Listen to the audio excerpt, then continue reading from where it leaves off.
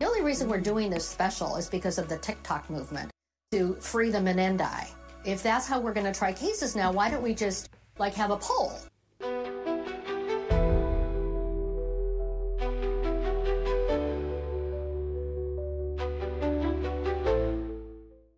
Hello, Paul. How are you?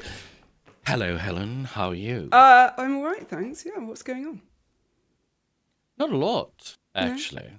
It's cold, it's raining. Oh my God, it's so cold. Freezing, actually. I can't bear it. And it's only like 10 degrees, so we're not even really down into the winter yet. No, but it's damp. Shitty damp, isn't it? Yeah. It's like, it's a bit much. I was, and my house is freezing. So's mine. Old houses. There's just no seals around the windows and stuff. It's disgraceful. I sit here, look, I've actually got, can you see that wire? It's a little, it's a heating pad. Is that a heating pad? That's such a good idea. I know, genius. I did think about bringing a blanket to put over my legs, but then thought that might be taking it too far to the old lady place, and I'm not quite in there. Oh, yet. To hell with that. I have plug-in heaters radiating heat up at me, but that once I move outside of the zone... Yeah, it's terrible, isn't it? Suddenly you just come like, oh my God, it's like when we light the fire in the living room and then somebody gets up and opens the door and says, oh, why would you do that? Yeah, absolutely awful. Just so gross. I hate being cold. I hate it so much. Yeah. Hate it. I know. Yeah. We need to move to a warmer climate. Well, if everyone would subscribe and then like and comment and like maybe just leave this on repeat... We could. Yeah, that's a good idea. Yeah. Just leave it running in the background. Don't worry about it. Just press play. Yeah, just put it on. Go to bed. Yeah. Let it go. Brilliant idea. On all your devices. So every device in your house, synchronise them so they all start at the same time and then, run them. Yeah, that'd be amazing. And then you and I we could... can move somewhere warm. Yeah, that'd be awesome. Or just go there for the winter and then come back. Or that. Yeah. Yeah. Yeah. Anyway, what are we talking about? Today, I mean, look, you guys cannot get enough of the Menendez Brothers and keep asking for more. So we do. We have a part 4 of Menendez Brothers, which they probably already know from the title. Yeah. So part 4 of Menendez. And which is great because it's popular and will make us the algorithm picks it up. we'll go somewhere warm. People watch it. So we'll keep doing Menendez as long as they're popular. Although I think it pisses off the editor a bit because we have a sequence and it's like, okay, well, yes, I know we were supposed to do such and such, but now we need to do more Menendez, do more research on Menendez. Clip these bits. Well, and then Paul found out something that we had actually thought we couldn't do, which is, maybe we've talked about this already, that we can clip from Netflix. We did it in the comments video. Did we? In the comments video. And we can actually clip things from Netflix. So we're also going to do Amber Heard and Johnny Depp's trial, because they did a documentary on Netflix about it, and various other things that before thought we couldn't touch. So I'm very excited. But if you haven't already watched, we've just released Paris Lee Bennett. What did you think of him, analysing him? I mean, I thought he was fascinating. Yeah. Because he's obviously... I mean, he was so young when he did... One of the... Which I think we'll bring up in the comments video on that. But one of the questions asked was, are psychopaths always in control? Oh, yes, I saw that. And I thought that was fascinating. So we'll answer that in the comments video. But... no, I thought Paris Lee Bennett was quite fascinating. I also thought that his grandmother was fascinating. I know we didn't react to anything about his grandmother, but she was... What happens is, when we do these videos, because the YouTube algorithm looks at them, they suddenly start popping up on the... Beyond the Crime YouTube channel. Oh, right, so in your feed, you mean? Yeah, so you start... So when I'm looking at the comments and I can see what's in the feed of Beyond the Crime, there was Paris Lee Bennett. Oh, right. One of the things was an interview, as part of this Piers Morgan interview, and I watched the whole thing from start to finish, and they spoke to the grandparents. Right. And the grandmother is obviously some sort of psychopath as well. Well, somebody had written that in the comment section on the video. They really... Yeah. It was definitely either sociopathy or narcissistic personality disorder or something in the grandmother. So there's a lot more to the case than just what we saw. Yes, that isolated part of it, yeah. I also thought it was really interesting that the mother forgave him. But anyway, these are things for the comments video. Well, Paul, what I actually think is most interesting, and something some people may, well, have already kind of gone, ooh, did you voluntarily watch a true crime documentary from start to finish without any encouragement? I did, but I mean, I wouldn't get too excited about it. I didn't seek it out. It was in denial. put in front of me. He's in denial. He's no denial. I'm not going to like true crime. People are getting very excited that we might actually convert you and bring you into the cult of true crime. Yeah, fans. I doubt it's going to happen. But I mean, I suppose what happens is when I react to a clip, it peaks because there's always more to it than just the small clip that we're seeing. Mm-hmm. So I'm curious what's behind it, Yes. how it led to that. Yes, the build-up. And then, but would I sit down for an evening of watching true crime? No. You don't know what you're missing, Paul. It's brilliant. No, I wouldn't. I'd much rather watch Stargate or Voyager or something like that. You little nerd. I love it. Oh, amazing. Okay, so today we have got some clips. We are going to be taking a section from the Netflix documentary, and we have the prosecutor, Pamela Bozanich, speaking like as of present day. And I cannot wait to hear what you have to say about it. And then I'd be interested to hear what she says. You will, I'm sure. I mean, yeah, it's amazing. The cognitive dissonance, in, well, my opinion, is wowzer. And then we've got a clip of Lyle talking about how he had touched Eric the way that his father had touched him. And then we've got some clips about Lyle talking about his mother and how his mother behaved when they were children. So, yeah, I think today it's going to be infuriating for you, but also interesting for everyone else. Maybe. That's interesting. So. Yeah. Okay, let me bring it up. No problemo. Here we go. Who's this? That's not Pamela Bozanich. I've only got Pamela Bozanich on my notes. She looks like Nancy Pelosi, doesn't she? All right, let's see. Hit play, and then because it might just be. If I told you what I really thought there it is. of Leslie Abramson, I would be sued. Because she, I think, has lost all her money. And I'm not giving up my house. I had no reaction to the Menendez Brothers. Straight in. It's such a strange thing to say. Yeah. This sort of devaluation. But of course, she has lost all her money. It's a very American devaluation. Mm-hmm. It's basically because you have this idea that money and self-worth are combined, and money and importance are combined. If you lose your money, you're obviously a bad person. You have no value, do you? You know, and you have no value to society, and you're obviously quite stupid, yes, and all the rest of it. So it's an odd thing to try and devalue somebody with. Yes. You've lost all your money. Rather than, you know, she's a terrible person, she's awful, she's nuts, she's a psychopath, whatever, but straight into she's lost all her money. It's just a strange thing to try and devalue it. Well, it also just shows her belief system, doesn't it? Her value system. That, yes, sure. If people don't have money, then they're disgusting. And what's really interesting about Leslie Abramson, who was their defender, and I saw a TikTok about it, or I saw this TikTok. Essentially, she will not do any interviews about the case. And these people, well, I'll tell you, so these people had seen her at a gas station, as they call them in America, and had tried to sort of ask her what she thought about. And she said, those are my clients, client-attorney privilege. Well, you don't still represent them, doesn't matter. Still client-attorney privilege.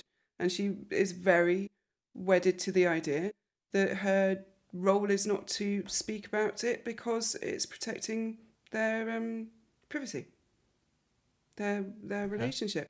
Right? See, so what's really interesting is that she devalues her on not having money, but look at the morals. You know, look at the loyalty. I think that's much more valuable than money. I mean, there's obviously a lot of anger in this, even in that short clip, and a lot of saltiness, you know. It's going to get worse. Just you wait. Let's have a look. Okay. No visceral reaction. I didn't feel like I was in the presence of pure evil. They were like potted plants to me. They were like poisonous potted plants, but there was nothing about them that I found fascinating. They were just these dumb jock killers. The day that we did opening statements, I was coming into the courthouse and people were filming me, and I just thought, what the hell have I gotten myself into? And I went in the bathroom and threw up. The only time I've ever thrown up during a trial or before a trial or anything. Having the media there was a nightmare. You don't have to do that in a normal murder trial. The only reason I'm doing this after 33 years is that poor woman that gave birth to both of them was treated like a doormat by her husband and her sons, and she was slaughtered like a wild animal inside of her own home. Oziel then told people, well, he told his girlfriend and his wife what had happened. The girlfriend then goes to the police because she was mad at her boyfriend because she said he had raped her. And everything about this woman is just odious and dismissive and grandiose. And grandiose. And if you don't think about them and they meant nothing to you and they were just some dumb jock killers, why are you so angry about it? Yes. Why are you so emotional about it? Why is everything about your body language and your non-verbals irritated, furious, annoyed? Why are you over-explaining yourself? Why are you saying, I went into the bathroom and I threw up? Well, what's the reason for this piece of information? Are you trying to garner support? Are you trying to garner sympathy? It was the one time I ever threw up. Why did you throw up? Just because you saw some cameras? But I mean, these boys were meaningless to you. You literally just said that you had no reaction to them. And yet 33 years later, your anger and annoyance and upset about this case is still incredibly overt and easy for people to see. For somebody who has no reaction to something, they go, yeah, it was one of many cases I did. Right, she would have been calm. But I also, for context, she's getting a lot of hate on social and rightly media. So. Right. Rightly so. So could it be that she's angry about that and like transferring it onto the case? For sure. Right. But you would expect to hear her say, I'm getting a lot of hate for just doing my job. Yes. Or I'm getting a lot of hate yes. for people who don't understand yes. So what X, Y, Z. You know, because if somebody came and accused me of, which they do in the comments, and they say, oh, this is all bullshit, this is all psycho, blah, blah, blah, blah, blah. And I'm like, okay, I mean, that's your opinion. I'm not going to get angry and upset and do a rant video over it. Yeah, she's... Okay, it's different, but I mean, she's... taking it very personally. Very personally. So then what does that say about her psychologically? Because somebody who's taking things that personally is unboundaried and and not a good sense of self and not a good identity. And not the best person to take advice from. No.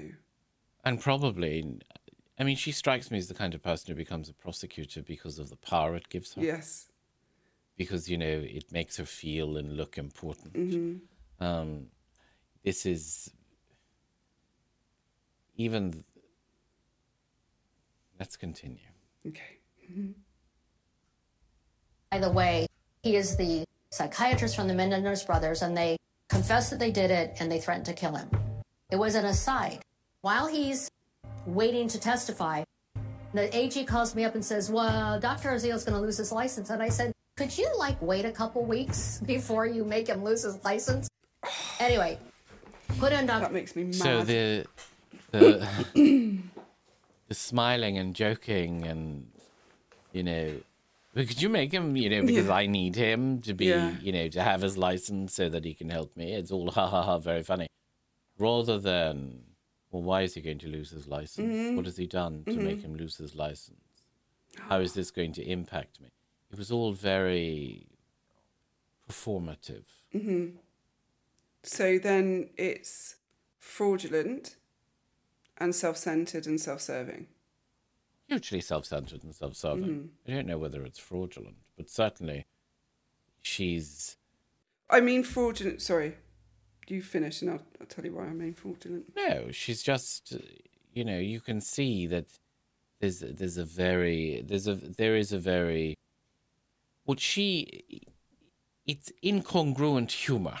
Mm-hmm. What she thinks is funny is not funny. Yes. So even if you believe that the two boys are guilty as hell, and you're trying to get retribution for the victims, you don't find the fact that one of your prosecution witnesses is about to lose his license and credibility funny. No. That would be a cause for concern. And if you're retelling the story 33 years later, you would talk about how stressful it was because you thought you were about to lose your main witness and yada yada. But instead, it's look at the power and influence I have, that I could delay his license being revoked. But the fraudulence being around, fraudulent as in she knew how unreliable his testimony was in terms of him as a human being and that sort of thing. Well, I mean, he was a compliant witness for her, wasn't he? He basically wanted his 50 minutes of fame. She was going to give it to him. Who knows what went on behind the scenes, because this man was about to lose his livelihood. He was about to lose his license to practice. It's very odd. And she thought this was amusing and just a blip. And also the lack of empathy. I did want to get the tapes at some Sorry, there's just a stark lack of empathy of this man is about to lose his livelihood. All right, he's a dick and we don't like him and he's all those things. But she's laughing about the fact that he's going to lose this. And I'm only concerned about how that impacts me, and therefore not even considering that what that might mean for him. You'd wonder why she agreed to do this interview. Well, because she thinks she's able to manipulate him better than everyone. Don't forget, she did win. Second time. Well, she didn't really. It was handed to her by the judge. Yes, it was. That's true. point. It ended up in the California Supreme Court on the issue of these tapes, whether or not the facts were sufficient to get a waiver of the psychotherapist patient privilege. We got those tapes at the end of the trial. We didn't have them until the end of the trial. I couldn't find anyone. Her facial expressions, the facial expressions, the smiling of superciliousness and arrogance, everything about her demeanor, everything about her mouth, her face, her eyes, her nose, everything about even her smile is arrogant. Right. So there's and disdainful. We're seeing a lot of disdain and arrogance here. So this is somebody with a very high opinion of herself. So I'm always nervous to say this because you always say to me, what is it that you say about hammers and nails? When the only tool you have is a hammer, everything looks like a nail. Right. So what I'm hearing is a lot of narcissistic traits. Okay. He's not even entertaining it. Grandiosity, arrogance, devaluing, entitlement, exploitation, motivational empathy. I was sick in the bathroom. It's the only time I've ever been sick at a trial. 5 main traits. To say anything nice Rude. about Jose Menendez except for his secretary. And everybody else had just these awful stories about him and what a monster he was. The loss of Jose Menendez, in my mind, was an actual plus for mankind. Jose Menendez was a really awful man, okay? And he raised 2 sons capable of murder. So there you go. It was very compelling. It was very novel. Okay, I'll tell you exactly what I thought. I thought, oh, shit. You know, that sums it all up. Because it was pretty good. I'm telling you now, that whole defense was fabricated. And it was done artfully, but it was fabricated. And if I were an immoral person, I would have fabricated it much the same way.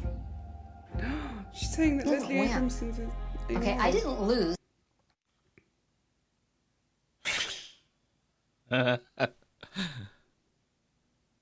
What? Okay. What? It's just that...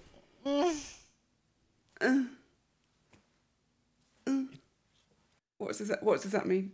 Half Messiah gesture. Yeah, No? but it's No? kind of like it's an Dismissive. arrogant dismissiveness, and actually we saw her use this 33 years earlier in the trial. Yeah. When she was talking to somebody, she just went, Oh, it was Eric, I think. She just... Yeah. She just went... I think that's in part 2 of this series. yeah. She said, I didn't win the trial, which is Go true. back a little bit and see what she said. She said, I didn't win. But look at her face, though. Yeah, this is the arrogance, But the disdain, the dismissiveness. I didn't win. Does she believe But that? I didn't. Okay, I didn't lose in the sense that they didn't go home, but I didn't win, and that was hard. I went on TV and said I wouldn't retry this case. I'd rather eat ground glass for a year, and that's how I felt. They didn't want me, and I didn't want them. When the verdict came back, I fell apart. I was happy they were convicted, but I fell apart because they got convicted, and I didn't do it. The only reason we're doing this special is because of the TikTok movement to free the Menendez. If that's how we're going to try cases now, why don't we just, like, have a poll? You present the facts, everybody gets to vote on TikTok, and then we decide who gets to go home. Your beliefs are not facts. They're just beliefs. And by the way, all you TikTok people... She's using my phrase against me.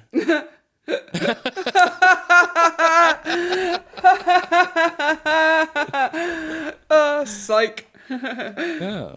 For those of you who don't know, that's a very common phrase, I believe, that I use all of the time. All the time. Your belief is not fact. It's not a fact. And just because you believe something doesn't mean that it is a fact. And what I say, which is very similar, but in a much more compassionate, self-loving kind of way, is don't believe everything you think. Thoughts are not facts. Yes. Just because you believe something doesn't mean it's true. Exactly. people. I'm armed. We got guns all over the house, so don't mess with me. So she believes in self-defense. What a strange thing to say. Right. Given the context of what she's talking Yes. about, you know? So it's like, no, they didn't defend themselves. They were just murderous monsters. And, you know, they brutally murdered their mother. Mm-hmm. Their father, yeah, fine, no problem. It was okay that they murdered him because I believe that the world is a better place without him. Mm-hmm. So no issue with that. Mm-hmm. But the mother, oh my God. Is she seeing something of herself in the mother? Oh. And she has a very strong empathy connection that this could happen to her. Is she like this mother who's actually an absolute raging bitch to begin with? I mean, yes to that. And don't come for me because I've got guns all over the house and I'm happy to use them. It's a very odd thing to say. Now, on the flip side of that, I can imagine that the sheer level of brutal hatred she is getting on social media must be intolerable to live with. Yes, but I think you only know it's there if you look, surely. Well, true, but I mean, how can you not look? They're talking about you. I mean, I get it all the time. I don't suppose you get it, do you? You don't get the hatred? Really? I get it all the time. I get it because there's these... I shouldn't laugh, but it is funny as well because it's so ironic. So basically, I get the estranged parent community coming after me, saying how awful I am. They will spam me with videos that they tag me in about therapists and stuff like that, and they will comment on all my videos. And I mean, I've shown you a few of them, haven't I? And yeah, and so they come after me. And what's so fascinating about it is that I'm sitting there talking about how the narcissistic parent isn't able to reflect and they're not able to take accountability and they blame everyone else and they devalue other people. And they're sitting there going, no, we don't, you're a bad therapist. And it's like, did you just prove my point for me? I think you did. So it's quite amusing, but I get it all the time. And what I just don't do is look. If I can't, if I'm not, if I'm sort of in any way feeling a bit vulnerable or fragile, I just don't look. What's the point? No, I'm very lucky. I don't get it. Quite the opposite, actually. You get all sorts of vile comments and requests, don't you? Or flattering, depending on which way you look at it. I have a lot of thirsty people in my You certainly do. I get no thirst. I get nothing at all. I think I just get put into a mum role. And so everyone's like, oh, thanks, mum, type thing, instead of like... I get asked, oh, I want you to tell me a bedtime story while I play with myself and stuff. Sorry, that's too and far. It's like, Christ almighty. But no, I don't. I'm very lucky. I don't get a lot of hate, and which I suppose is unusual with the size of my following. Yeah, it is really. I get mostly positive comments. I get comments about my eyebrows. I've had comments that I shouldn't talk because I'm too fat. That I should... yeah. That clearly I've got an eating disorder and who am I to be talking about therapy when I haven't solved my problems myself? And I'm like... I mean, I get that every now and again, But it's just so You're ludicrous. Fat. So I'm like, yes, I am fat, but what's that got to do with my knowledge? Yeah. So I have a mirror. Yes, my brain functions. Thank you so much for letting me know. I hadn't noticed. And I didn't know that my intelligence went up as my waistline goes down. That's very interesting. But I mean, those comments are very few and far between. I mean, I can count on one hand. Oh my God. Maybe two. How many? I don't get a lot of hate. I'm very lucky. Someone told me I should play Ursula from The Little Mermaid the other day. I actually quite like that one. I actually quite like that because I'd love to do Ursula. People might not know, but I was a big musical theatre kid. Like, we did a lot of musical theatre and I miss it. I still really would like to do it now. Ursula was based on a real drag queen, Was she? Oh, that's so fun. I did not know that. A really famous drag queen. Unfortunate soul. I'd love it. Maybe I will. I can't remember the name of the drag queen, but yeah, she was based on this really... I can't remember. It'll come to me. Okay. Or he'll Google it. So during the time between 6 and 8, when this was going on, did you do something to your brother? Yes. What did you do to your brother? I took him out to the woods, and I played with Eric. In the same way. And I'm sorry. I'm sorry.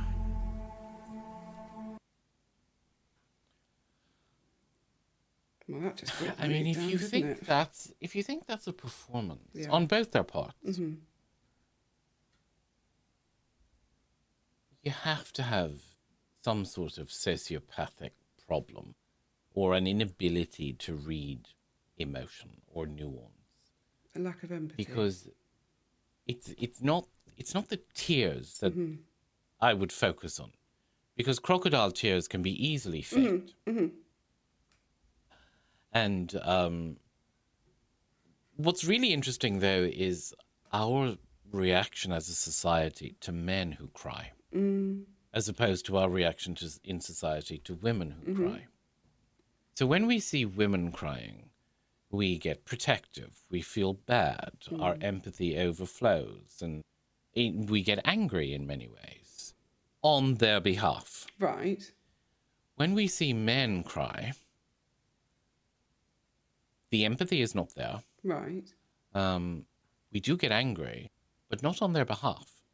We get angry at them. For not being manly. For being so weak that they're crying. But anyway. But if a strong man... Sorry, I was just going to say, if a strong man was to have a couple of tears, everyone's like, women are like, oh. But if he was to break down like that... Yeah, no, yeah, exactly. So if you saw a couple of strategically placed tears, you know, one tear going down or welling up of eyes, you'd be going, oh my God, he's so comfortable in his own masculinity, blah, blah, blah. Bullshit. As humans, we're all conditioned to cry. My dad used to cry, so I think I might have There's nothing wrong with it, exactly. It's this social conditioning. But anyway, this sort of breakdown would be... People would just be appalled by this. So anyway, we're not looking at the tears.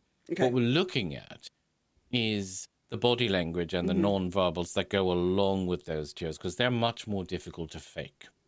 Right. Yes. So we're looking at the intakes of breath. But when I'm faking tears, I'm going...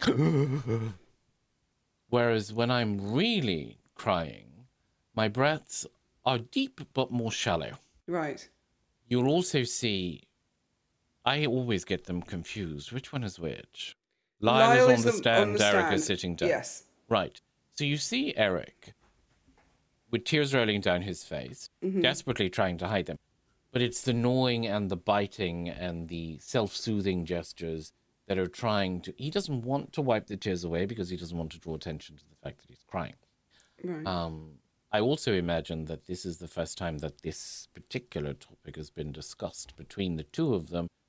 And I imagine that Lyle has never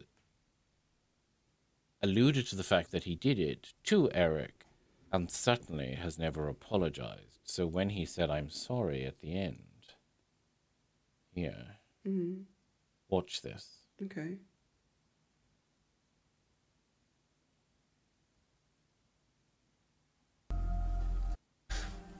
I'm sorry. Okay. So when he said, I'm sorry, there was a complete covering of the face that...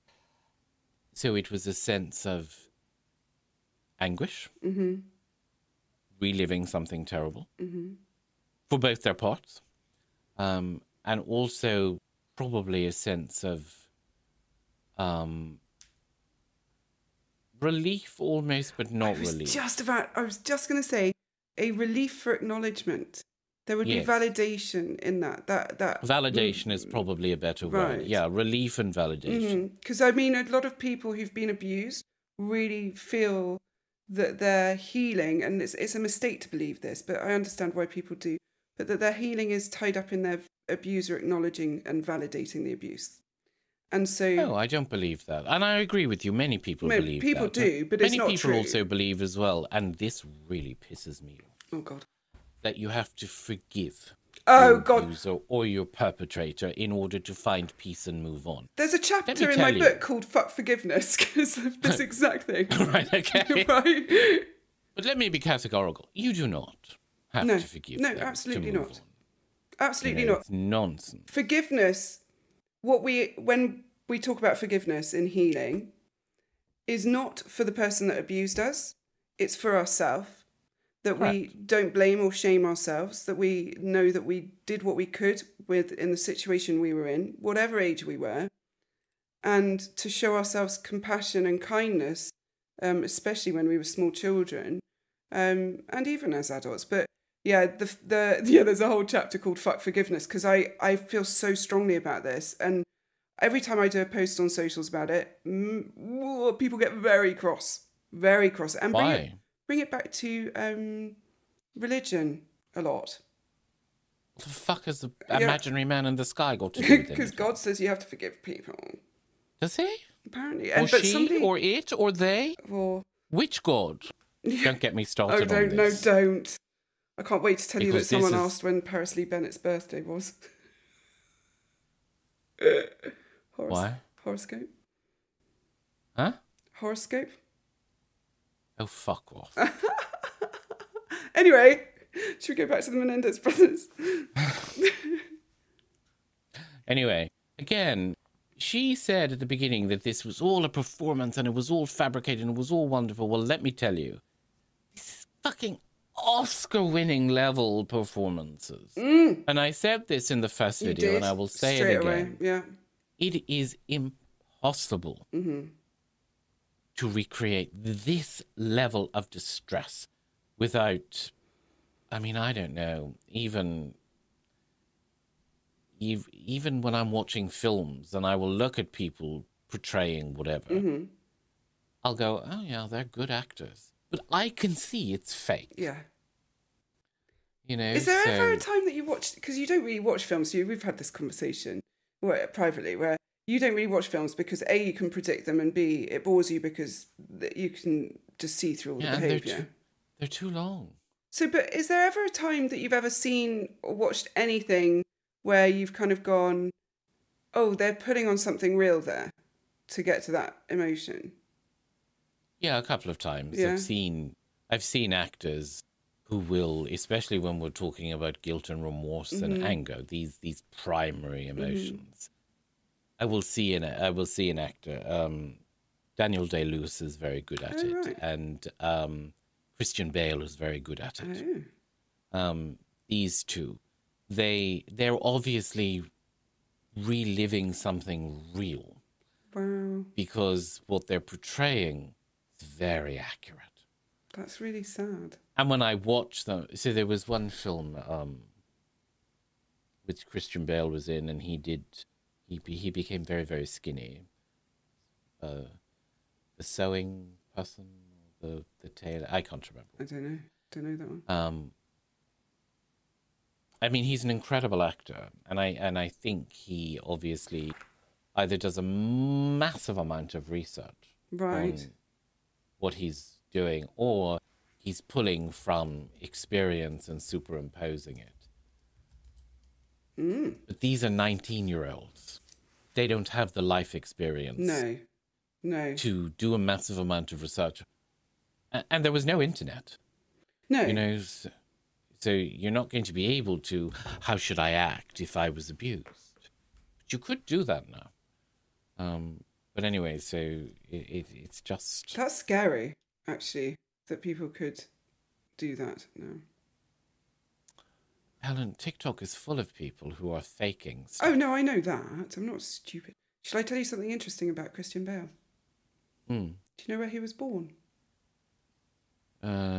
Somewhere outside Essex, I think. Nope.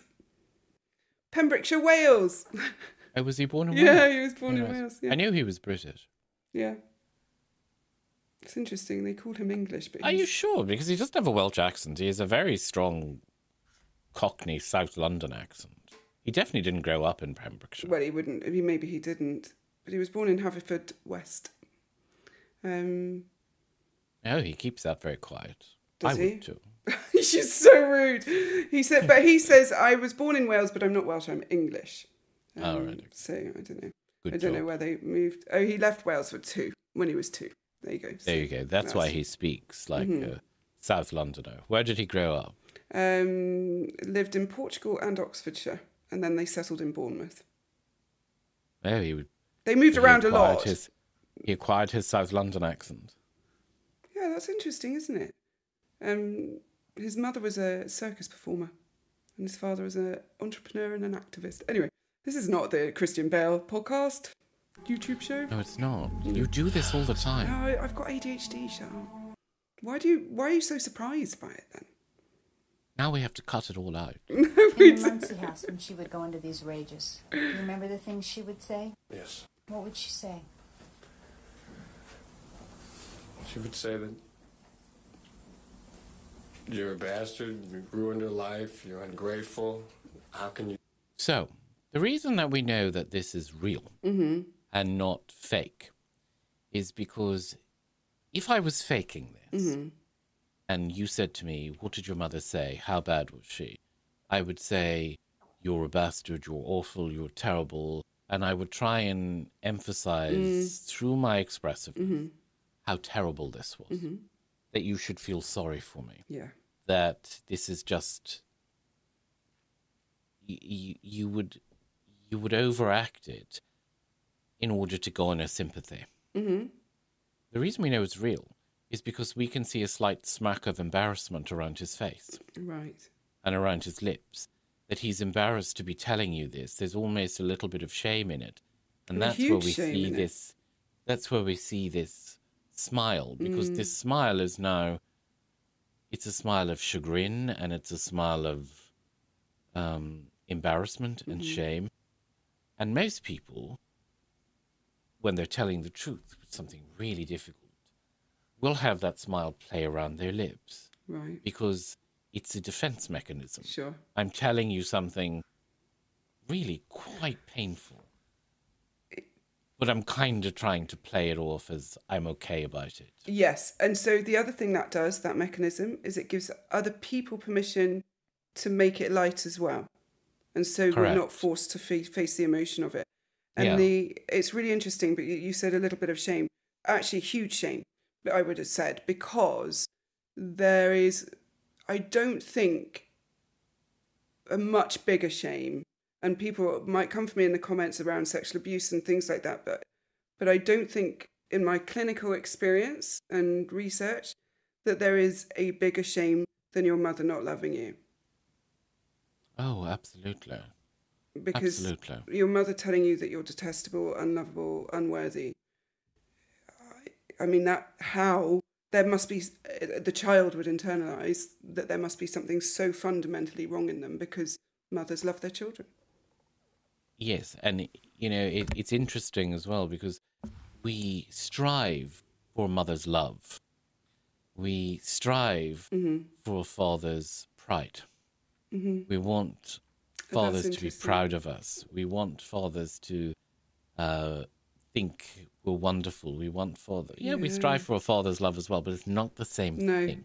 We want different things from different parents. Nurture and we want security. Unconditional love from a mother. We want pride, praise, and them to be proud of us from a father figure. And you hear this all the time. Yeah. Well, why are you doing this? I want to make my father proud. Yeah. And I still feel that now. When you talk about it with a mother, they don't say, I want to make my mother proud. Sometimes they do. They normally say, I want to show my mother how much she means to me, how much her love meant to me, how much her support meant to me. So it's almost like a reciprocation of the love rather than a need for pride. And men... Oh, sorry, I was just going to say, and then pride from a father would be around your achievements, your accomplishments, all that sort of thing. Pride from a mother would be around your character, your moral, and your value system.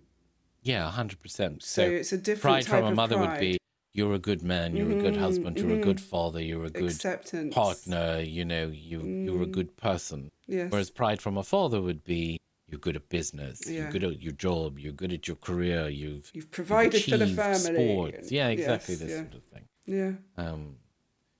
But what we're seeing here is this smile playing around his lips, and it has nothing to do with him finding this amusing in any way, shape, or form. No, it's shame and embarrassment. Use that tone of voice with me, clean up after you all day. Wait till your dad gets home. I'm going to tell him how lazy you've been today. You're a terrible boy. Would she use that tone of voice? No. Would she speak louder than that? She'd speak louder, and my mother cursed a lot. Was it frightening? It was terrifying, and it was confusing. Why was it confusing?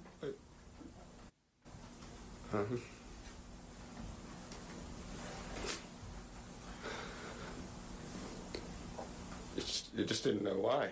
It just explode constantly.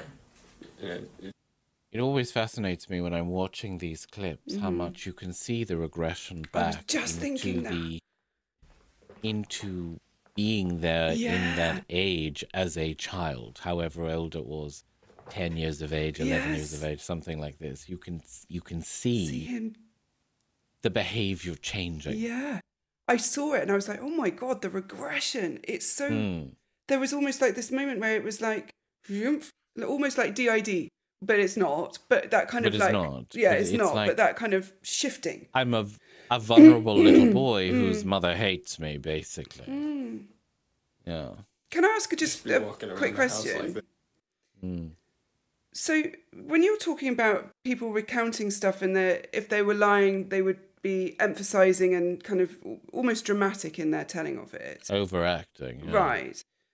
If someone had a personality disorder, Yeah. cluster B, would you discount then drama around it? Because there could be a lot of need to convince. I would look for different things. Right. Because you would expect drama from someone I would with expect a cluster drama. B. Yeah. So I would then now look for language patterns. Okay. Or word choice, or micro gestures, Right. things that they're not able to control. Yeah.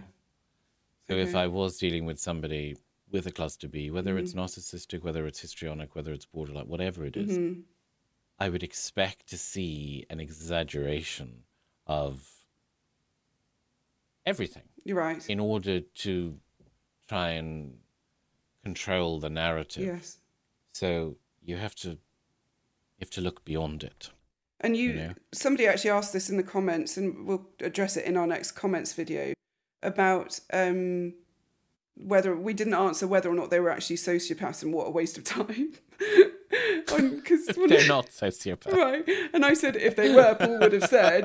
I replied to they're that not comment. sociopaths. But the point being that when I said, I replied to it saying if they were, Paul would have seen markers. So then if you were with someone with cluster B who, let's go with histrionic, who you would notice markers that they were histrionic. Yeah, of course. Right. Because first of all, the tears and the explanations and everything would be different. Right. So the tears would be over the top. Right. The explanations would be probably out of sync. There would be elements where you'd be talking about one thing and then you'd flip over and talk about something completely unrelated in order to try and push your point across. So, especially when they're under pressure, the brain starts to misfire and you start to, talk about strange things. So if we're in a situation like this, my mother hates me, blah, blah, blah, he maybe could start talking about his bicycle, for example, if he was histrionic. Because, she hated him because he fell off his bike and he cried and she didn't like crying. And this was, so there's a lot of over-explaining. Right. And he's very matter of And you fact. can see it. It's very odd because you start to just go, where did that come from? Right. So here we have too much consistency. Right. Because we did Casey Anthony, didn't we? Do you remember her? The one with the little girl? Oh, yes, I do. Yes. And, yeah. Noticed some markers there, didn't you? They all blend into each other. I was just going to say, you don't know who I'm talking about, do you? Jesus. Let me just tell the audience then. Casey Anthony was requested. It's coming. Paul has no fucking recollection. I think we did it last week. I think we recorded it last week. They all blend into each other. It was But here's the thing you have to remember. Mm-hmm. I don't think about these once we're done. Once we hit stop, that's the end. I'm going to unless challenge it shows that. up on my unless it shows up on my feed. Apart from the You know? Menendez brothers, you do think about them a lot. We talk about them a fair amount and updates and I stuff. see a lot of stuff about them online. Mm-hmm. So yeah, they do come up more regularly than definitely anybody else. But if somebody, and I would remember my reactions to their behavior much more. But if somebody says to me, do you remember how you reacted to this woman, Casey Anthony? I would say, probably not. Do You'd you have to not- jog my memory.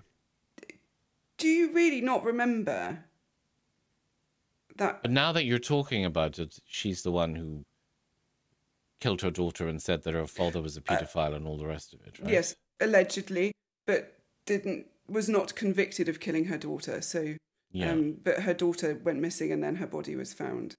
So it would take me a while to jog my memory about it. Anyway, your lot are the obsessives. I know, they? but the reason I even raised that was because of the markers of histrionic that you had spotted in her. Right.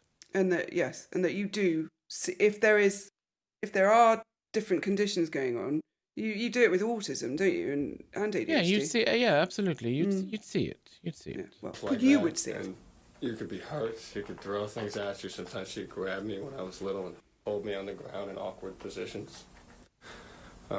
Grab me upstairs and put me underneath her bed.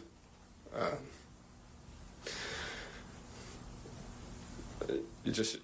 His entire body changes. Mm-hmm. And here's the thing, if you're lying, what you're trying to do is convey a sense of victim.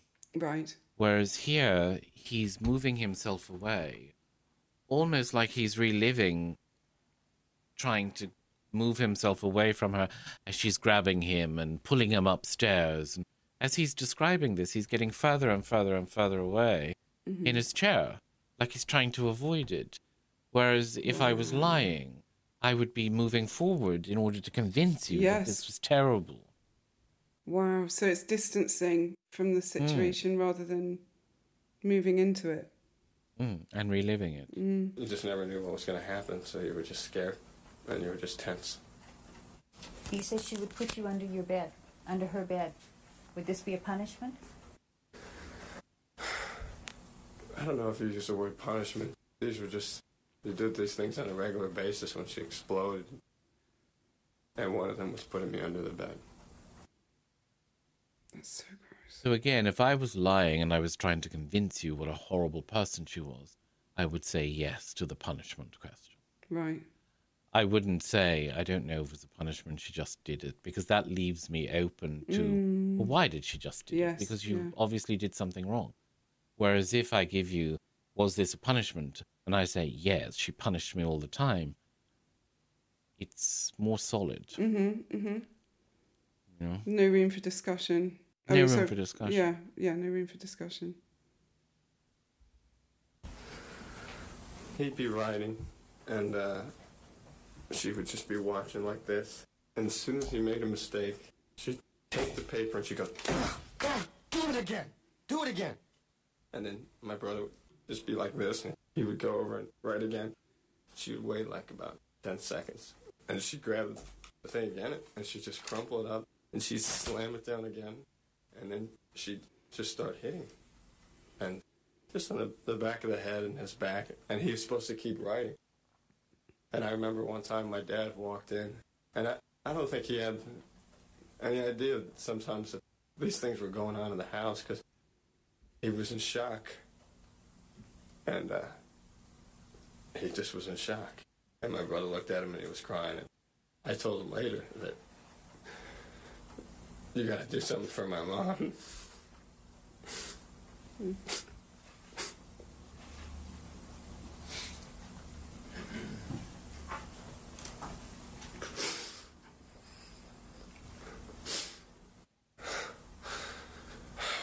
Because she was out of control. What'd your dad say?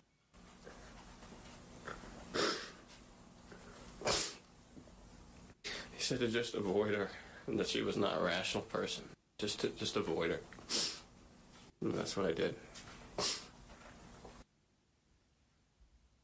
That makes me so sad. Shocking. Did your mom seem strange to you? Overall, she was very strange. And were there times when she would engage in what looked like meaningless activity? Overall, there were times when she was, it seemed like she was just off in another world. She would not respond to you. She would just be like sprawled out on the floor, rearranging marbles, rubber bands, putting cards together, taking them out, making them into different stacks, and then put them all back in the drawer. There was a little drawer off the kitchen that she had all these things in. Sometimes she would be playing with dirt in the... It was like she was repotting the plants again and again, but she was just gone. She wasn't there. That's very strange behavior, almost obsessive in its need to restructure and rearrange. Possibly a control mechanism that I have no control over anything else, that I have control over this. I'm trying, maybe it's a, what do you call it, almost like a external stimming kind of thing, you know, that I'm because you see people who are in deep distress do this, arrange and rearrange and take things out and put things together. And this sort of structure helps calm them down. Yes. But he was saying that the mother was doing it. Yes, exactly. She was addicted, wasn't she? She had addiction issues. So why was her behavior, why was she doing this? What was overwhelming her so much that she needed to calm down, essentially, by doing these things? Well, she said she hated her life, didn't she? Her children ruined her marriage. You know, those... In that These are very specific things, aren't they? I mean, rearranging cards for no reason, rearranging the dirt, lying on the floor, rearranging marbles. These are things you see people do when they want to block out stuff and zone out and hyperfocus, calm themselves down and hyperfocus. Yeah. So dissociation. Why? Was she diagnosed with anything? No. As I remember it from when we did it last time, that there was the belief that she had NPD. Yeah, I imagine so. Let me... I don't think there was any other diagnoses pre-death. Or was it even an official diagnosis? No. What's it called? Speculative. But I mean, it's just her rearranging all of these things is very obsessive in its behavior and quite odd. Now, it could be a couple of things. It could be a psychotic trait. Right. But it could also be an obsessive trait, and this obsessive need for control over strange things.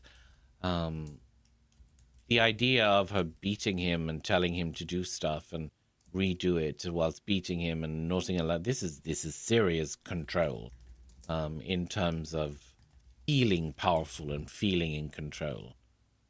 Is that what it is? She did, or is it a calming down measure? Well, she had... Did she have depression. Anger issues? Oh, would you not assume so from the way that she... I would, but I want to know if she was, she had been diagnosed with them. Apparently diagnosed, and this is a Reddit diagnosis, so... It's okay. Or Reddit information. Reddit not source. Real, then. But apparently she had bipolar. I don't know which one. Okay. Does that make sense of it? It would make a little bit more sense because that would be a period of mania, wouldn't it? Yes. It's obsessive, it's a manic moving behavior. stuff around. So that might make a little bit more sense than just randomly going and rearranging stuff.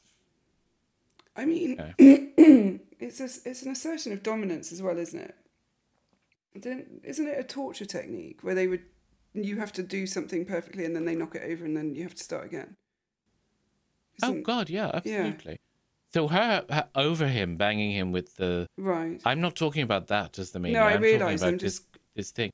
But this idea of her crumpling it up and making him do it again, whilst also punishing him, whilst he's trying to do it again, whilst he's sobbing, is a huge control, power, dominance thing to make herself feel powerful and more dominant. But that would also, if she's... Piece of shit. If she is obsessive, if she is doing that because she's feeling out of control, it also sort of explains her behaviour towards them. because she's trying to control them with fear. She's trying to make them little automatons into what she thinks a human being should be. Very typical of MPD, actually. Yeah, I mean, that'd be more typical of MPD. These, this ideal of the perfect child. Yes. Who is an extension of me. And if you're not perfect, by extension, I'm not perfect. Yes. But also the self-loathing gets projected too. So you're all my good parts, golden child. You're all my bad parts, scapegoat child. Yes, but also, if you don't get A's, if you don't perform, if you're not the best at this, if you're not the best at that, that's a reflection on me as a parent. Yes. And I won't have that. But the golden child would be allowed to not get all the A's and stuff. So that would only be true for other children in the system other than the golden. So golden. Well, there's only two of them, so which one is the golden child? They might not even have a golden. So that does happen too. Because they are so codependent. Seems to beat them and punish them. Yes. Equally. But it seems like Eric in the later years had more than Lyle, just from what we've watched and what I've seen. But I think the difference in this situation is you've got two narcissistic parents, and so their golden person is going to be the other, or they just might not have them at all. I mean, you've got two narcissistic parents, probably with comorbid ASPD. True. And paedophilia. Fuck me. These poor boys. And then for this bitch to go, this is all a performance? Bitch, if you think this is a performance, I don't know how you sit through a film, because they must all be boring as shit. Right. And she's sitting there saying, yeah, these are all performances. And that she's dismissing the idea that this, there could be any truth, obviously, to suit her own narrative, her own superiority. And her, this poor woman was brutally murdered in her own home. Treated like a doormat by her own husband and her husband and her own sons. Yeah. And you don't see a lot of doormatting here. No, absolutely not. Look at them. They're just what's the word? Haunted and gaunt and traumatized. His little face. I mean, it's an achievement if you're able to,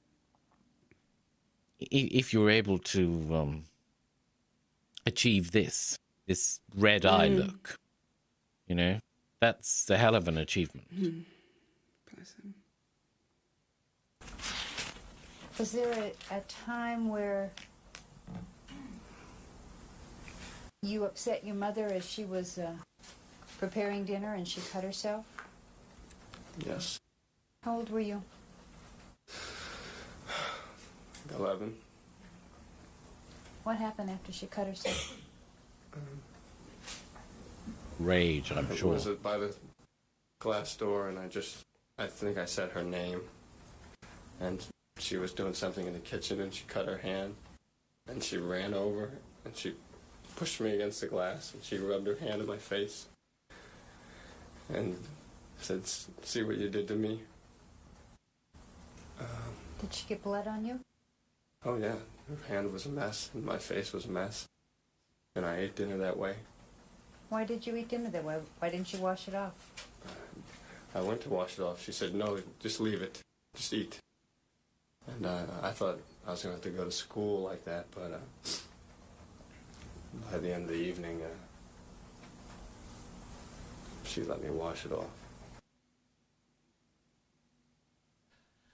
The level and extent of the control that went on here is sometimes unfathomable. It's so extreme that it has to be believable, because you wouldn't make it up. It just.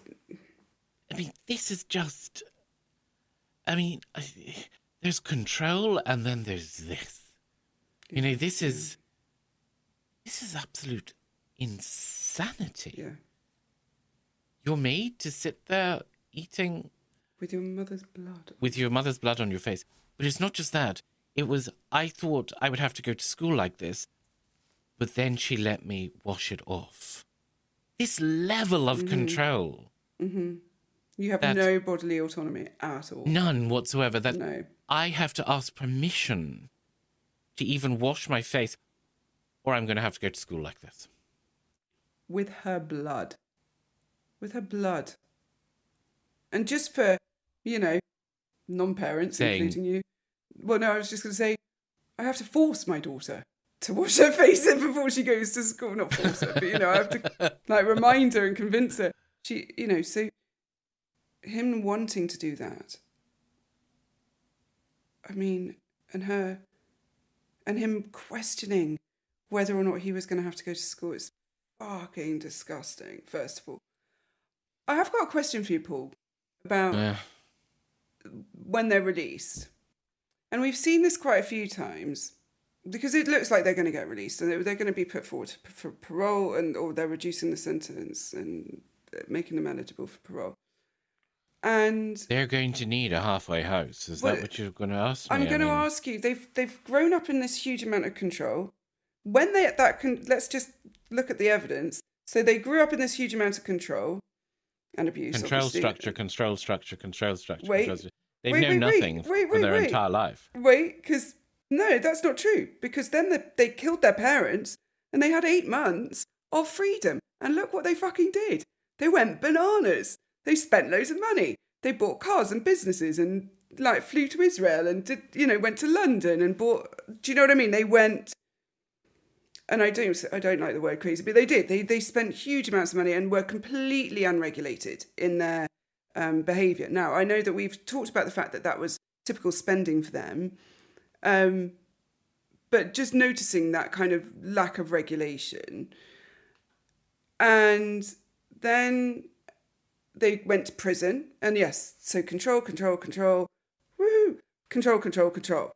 And now they're going to come out, and there's not going to be the structure, and there's not going to be someone telling them, go to bed at this time, get up at this time, go to your job, do this, don't do this, you have to wear those clothes, you're not allowed to wear these clothes. Do you know what I mean? There's going to be all these rules, all the scaffolding is going to be removed. It's not just that. They're coming out into a world which is completely different to the world they left. In terms of communication, in terms of population, in terms of how things are done, in terms of pace and speed. Politics. Quite literally everything. Social Something values. as simple as smartphone. Yeah. Or the internet. Or, well, I'm sure they have the internet. They do but get it would the be a very internet. controlled internet. So they're going to need rehabilitation, integration care. Yes. Because they're not going to, if they're just, and of course, if they're on parole, they're going to have that parole structure, aren't they? But, so they're going to be paroled with a set of rules, I'm sure. What I want to know is what happened to the money? I don't know. Where's the Menendez money? The money was forfeited once they received their conviction for first-degree murder. And they are an individual who commits a felony resulting in the death of another is prohibited from benefiting from the victim's estate, irrespective of familial ties. Right, but where is it? I'm trying to find that now. Well, it just seems that the houses, there were 2 houses and they were both sold at a loss and all the money went to covering the mortgage and costs of that.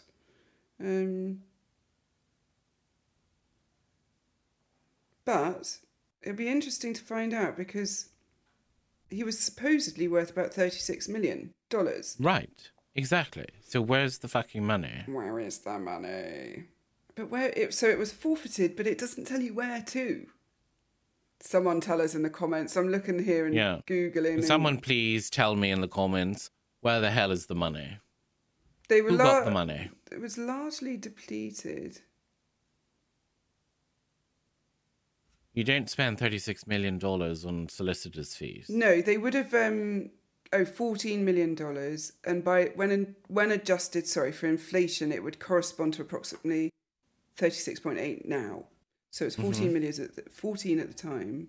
When they were convicted, the estate was swiftly diminished due to taxes, legal expenses, and unwise financial choices. 10.8 million was expended, with a significant amount going to the legal defence. There was just over $500,000 in cash. It just doesn't tell me where it went. That's fine. So That's annoying. why we have a comment section. Okay, so, someone will find it in a quicker way than I am. Yes, exactly. Yes, yeah. Okay. So please tell me where the money went. Please Because if they get paroled, what are they going to live on? Where are they going to live? You know. Well, is that maybe why things. Gypsy Rose did all the interviews and documentaries and stuff? Because she needed the money. She can't just walk into like Walmart and say, "Can I have a job packing bags?" Can she? Because everyone knows who she is. And same for these guys. It's that thing of your infamy rather than... I hope they don't go down the same road as Gypsy Rose. She just had a baby, apparently. Did she? So Squadcast booted us out. Again. As happens every single fucking episode. Every single episode. It never happens on my other account. So bizarre. So anyway, Gypsy Rose has had a baby, apparently. Not by the husband, who was a simp anyway. Did you just say a simp? Oh my God, are you 16? What the hell? Who was so she had it with the previous boyfriend. Yes. Who she went back to. So yes. She was with him, dumped him. Bad boyfriend. Right. Not the one that very she did the murder with. I mean, he's still in jail, and he shouldn't be in jail. That's another one who shouldn't be in jail. So yeah. Well, I mean, he did murder her. Yes, he did, but Gypsy Rose is a manipulative little bitch. Allegedly. There's no allegedly to it. But I just don't want to get sued, Paul. I'm rich. I'm not! Yet! Send all your suits to Paul. Because you come for me, you're getting nothing. I'm working on it, though. Give me a year and I'll be fine. So it's interesting. So I just hope that they don't do the same thing when they come out. Because, the public were all for her when she came out and all the rest of it. You know, yes, she had a terrible time. Yes, she was awful. Yes,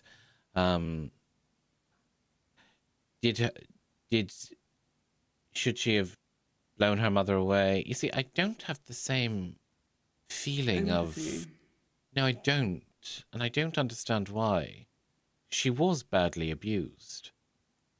But not as brutally, I don't think. But I mean, abuse is abuse. It is. Where do you say this abuse is worse than this one? You know, abuse is abuse. Yeah. And why did Gypsy Rose only get 6 years or however long she got? They got life. Yes, without parole. Without parole, you know? Why is she now out, but the boyfriend isn't? She didn't actually do the stabbing, did she? Well, he did it all. Oh. There is speculation, shall we say, that she got a bit stabby herself as well. Oh, maybe we should find a clip and see if we can... Oh, well, that's all speculation, I think. I don't think it was ever proven. Well, no, I'm just saying, like, if we had a clip of her saying, "No, I did not," you could read her markers, Paul. Yeah, I'm sure, because when she did it, there was definitely behavioural psychologists involved in her trial, 100%. Right. So, I do. I think they'll probably have a big support network around it, because one of them, I think Eric, is married. Yes. Yeah. Which I find not sure. Odd. I know. It's like Ted Bundy, it's not like Ted Bundy at all, but it's that thing of marrying people in prison who you're never going to see, who, as far as you're concerned, are going to be in prison for the rest of their life. I mean, should we talk about avoidant attachment style? Get to be married without any... We What were won't you talk guessing? about avoidant attachment style. But apparently they're friends with, people like Rosie O'Donnell. So they obviously Kim have Kardashian went to see them. Did she? Yeah. So they obviously have a large celebrity support network. But is that because they're infamous and famous, or is it because they genuinely believe that there's been a miscarriage of justice? Probably a little bit of both. Well, no, I think both. I think, Kim Kardashian's only just gone to it, so she's not like being, she's like, because, she's all into this Innocence Project and she's done a law degree and stuff. And did you know that? Yeah, I did know that. And to be quite honest, a lot of people are poo-pooing it. And I'm not. Because, yes, she's an airhead. But she's a very savvy businesswoman. I was about to say, I don't think she's an airhead. What she is a woman who knew that she could make an awful lot of money from her body. Yeah. What's wrong with that? Look at how well she's done it. So she's a very savvy businesswoman. And her mother. Plays an airhead. Paris Hilton, the same. Yes, Paris Hilton played an airhead. Very savvy woman. For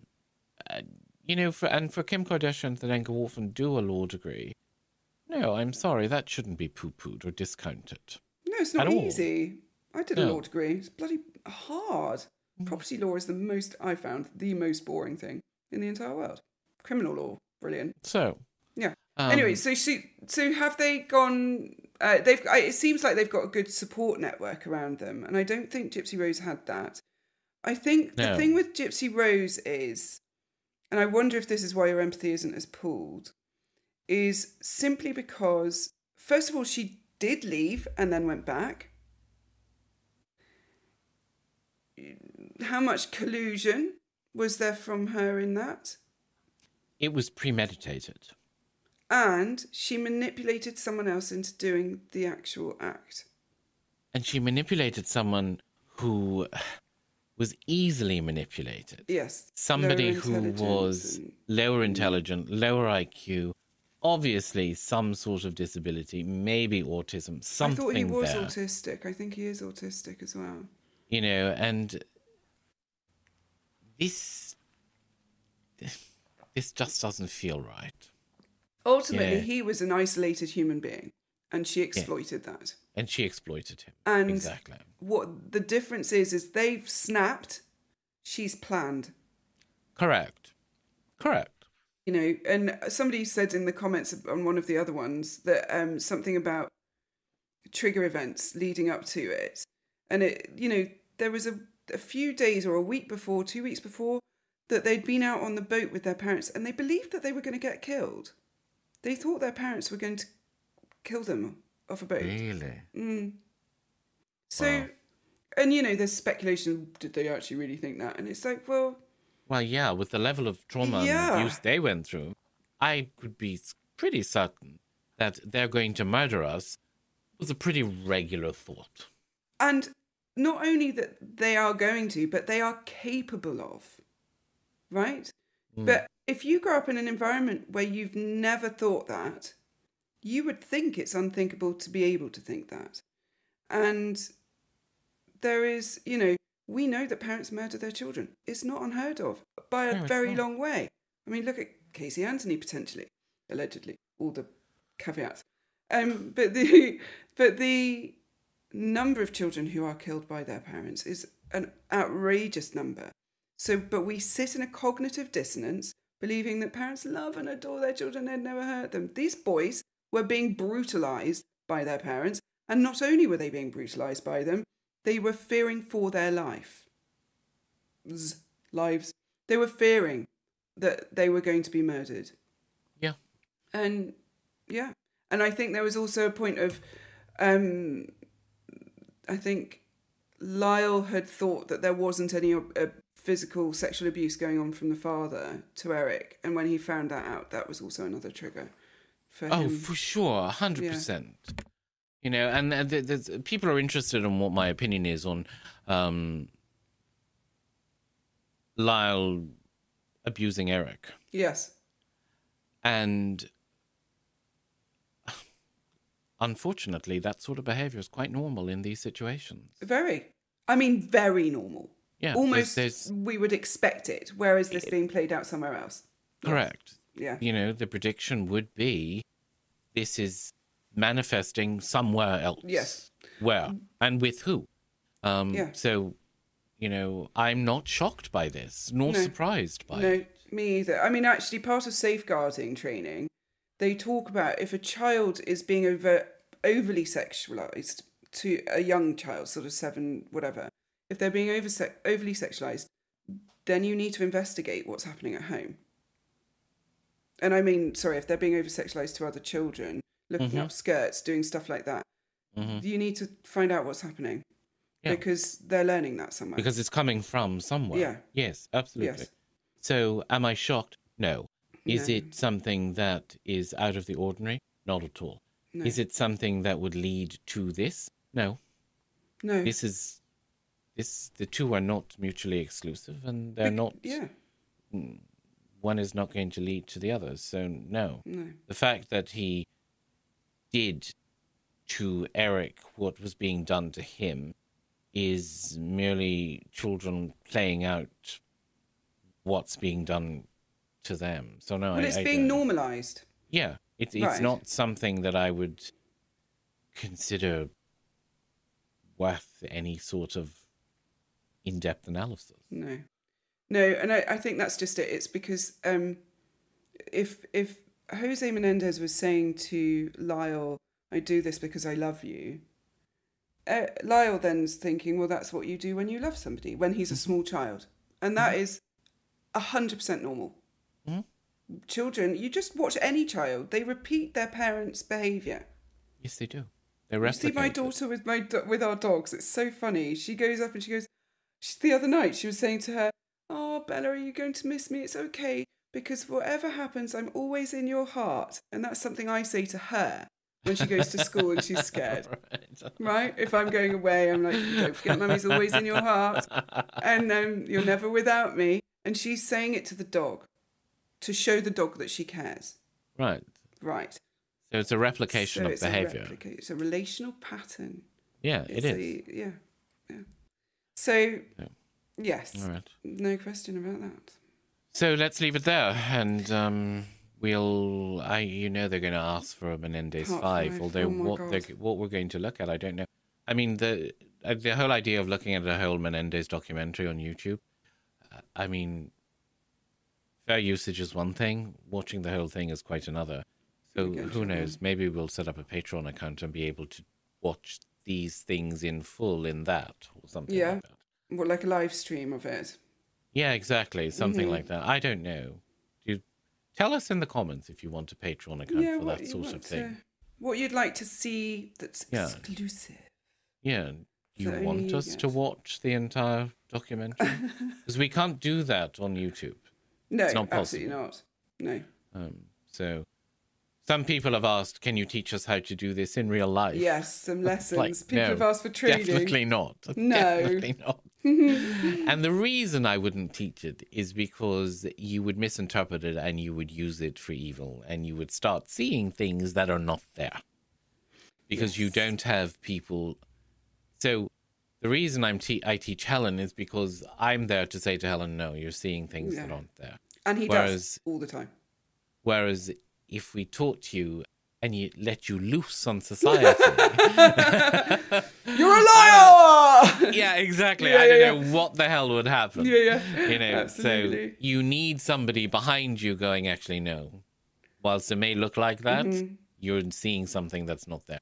Or you're over-interpreting something that you should be dismissing. Yes. And so when I do it, I only do it with Paul, although I did start trying to do it when I was playing a game of Salem with my friends and trying to look for their markers. And we were playing a game called Sounds Fishy, and only one person has got the true answer, and you have to guess what the true answer is. They're very random things. So I'm like, they're going, "What was your answer?" And I'm watching the blink rate, and I'm doing this, and it was so funny. It didn't work. I couldn't do it. Did it not work? No, I didn't do it very well. I did fairly well, but I probably only had about a 70% hit rate. And, 70% hit rate is above chance, so it's not bad. Oh, yeah, true. Okay. Not bad, All right, Yeah.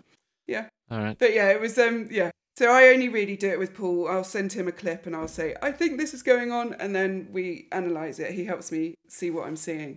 But the thing with me and you, when we do it, is I know what I know, but I don't know why I know it. And that's quite a different starting place, isn't it? It is. So no, we won't no be lessons. teaching that. No lessons. No lessons.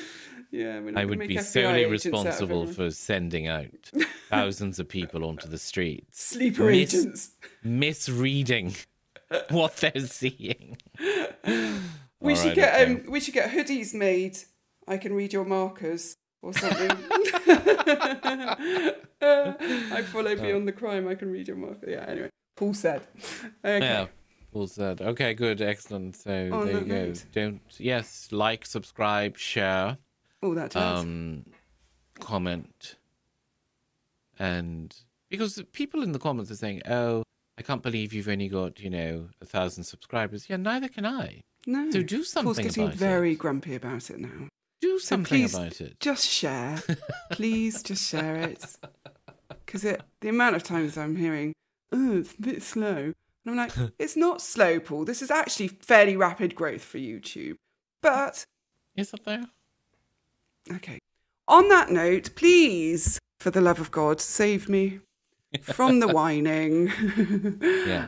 And we will see you next time, I guess. Mm-hmm. All right. Bye. Stay safe, everyone. Take care. Bye. Bye.